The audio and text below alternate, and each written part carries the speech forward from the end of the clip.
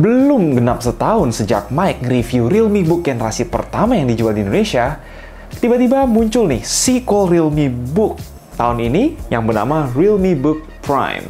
Kira-kira apa sih perbedaannya sama generasi yang pertama? Mari kita selidiki.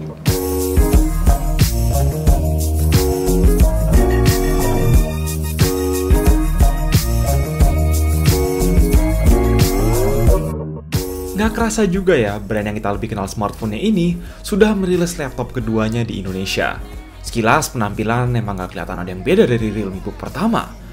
Konsepnya masih berupa sebuah Ultrabook 14 inch yang ramping namun nggak kelihatan abal-abal. Dengan bodi metal mengkilap melalui proses sandblasting dan anodizing dan konstruksi serba solid. Karena itu Realme Book Prime terlihat siap menantang Ultrabook belasan juta lainnya. Pilihan warna ada 3, yaitu Real Green, Real Grey, atau Real Blue. Portabilitas pun oke, setara sama notebook ultra portable pada umumnya. Layarnya memang nggak bisa dibuka satu tangan, tapi bisa dibuka sampai tiduran mendekati 180 derajat. Nah, yang membedakan Realme Book Series dengan laptop-laptop lain di kelas harganya adalah bentuk. Kayak agak kotak nggak sih sekilas? Kenapa ya? Umumnya ya laptop begini tuh dikasih panel Full HD 16:9. Namun tidak dengan yang satu ini. Di sini, kita dapat panel 2K rasio 3:2 yang tajam dengan gamut sRGB sempurna dan juga terang. Bezelnya tipis pula. Rasio layar yang agak kotak gini bisa ngasih kesan lebih luas saat kerja atau browsing, karena nggak perlu banyak-banyak scrolling. Karena finishingnya glossy juga semuanya kelihatan lebih tajam dengan trade-off jadi sedikit lebih reflektif. Tidak berbeda ya sama Realme Book pertama, dijamin puas lah kalau mau dipakai ngedit-ngedit oleh kalian yang mengaku pegiat konten. Macam laptop mahal, sensor fingerprint nyatu sama tombol power di pojok kanan atas. Posisi webcam tetap ada di atas layar seperti biasa meski bezel tipis. Resolusi webcam adalah 720p dan beginilah hasilnya. Terus percolokan pun nggak berubah. Kita bisa ngakses port USB-A 3.2 Gen 1 dan combo audio jack di kanan. Sedangkan di kiri ada USB-C Thunderbolt 4, very good, dan satunya lagi USB-C 3.2 Gen 1, di mana dua-duanya support charging via PD. Wi-Fi 6 plus antena MU/MIMO pastinya sudah sepaket. Well, di mana banyak ultra portable lain belum ngasih charger USB-C, Realme ngasih adapter USB-C 65W yang kabel USB-C Type-C-nya bisa dicabut. Sangat praktis buat kalian yang ngecas HP atau tablet juga, terutama HP Realme karena ini juga support dart charging 30W. Jadi apa yang sebenarnya berubah? Jawabannya adalah CPU. Kalau biasanya Ultrabook begini pakai Core i5 low voltage macam i5 1135G7 di Realme Book terakhir, Realme Book Prime berani punya CPU Tiger Lake H35 refresh berupa Core i5 11320H dengan Iris Xe 96EU. That aside, ada RAM LPDDR4X 8GB dual channel yang sayangnya nggak bisa di-upgrade, would be nice andai ada versi 16GB ya, dan SSD M.2 NVMe 512GB dengan speed yang lumayan kenceng. Chip 35W ini secara teori bisa lebih cepat dari i5 bahkan i7 seri G manapun karena powernya lebih gede. Kita lihat di Cinebench buktinya bisa tembus 1000 meski untuk waktu yang singkat ya. Setelah 5 run ya throttling ke kisaran 800-an yang tapi masih di atas rata-rata Core i5 1135G7 run pertama. Skor ini basically termasuk paling tinggi yang pernah kita coba dari sebuah Ultrabook Intel generasi 11. Untuk kebutuhan rendering dan edit video pun rasanya masih relevan ya, sekitar 7 menitan dalam benchmark Blender, dan surprisingly hanya butuh waktu 2 menit 30 detik untuk benchmark video 4K kami, di mana kebanyakan Ultrabook Intel dan AMD belasan juta lainnya butuh waktu 3 hingga 4 menitan. Dengan Iris Xe 96EU, playback timeline 4K resolusi full pun relatif lancar.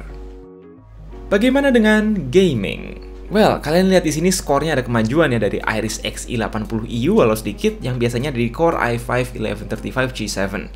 Iris Xe 96EU ini masih sanggup jalanin Genshin setting medium resolusi Full HD, lebih kencang dari MX 330 dan RX Vega 8. Tentu di sini kami juga sempat nyoba game-game yang agak lebih berat seperti PUBG dan SOTR. Dengan skala keterbatasan laptop ultra portable, Realme berusaha untuk muat-muatin sistem dual fan dengan vapor chamber liquid cooling untuk mendinginkan CPU. Walau cooling ini masih bisa menghandle CPU agar at least nggak nembus 90 derajat saat full load, panas pada permukaan keyboard cukup ketara ya. Tidak mengejutkan considering CPU-nya bisa mencapai konsumsi daya 50W sesaat. Ditambah ya buang panasnya ini ke bagian engsel sebab keterbatasan tempat. Memasuki perihal keyboard, penampilannya cakep ya. dengan standar kenyamanan Ultrabook. Feel oke dan luas, key travel 1,3 mili, ada backlit putih 2 tingkat, lampu caps lock, tetapi nggak ada fungsi FN lock maupun kolom khusus page up, page down, home, dan end. Karena rasio layar 3:2, touchpadnya juga bisa jadi luas banget nih. Kliknya pun enak, jadi misal lagi nggak bawa mouse, touchpad ini masih usable.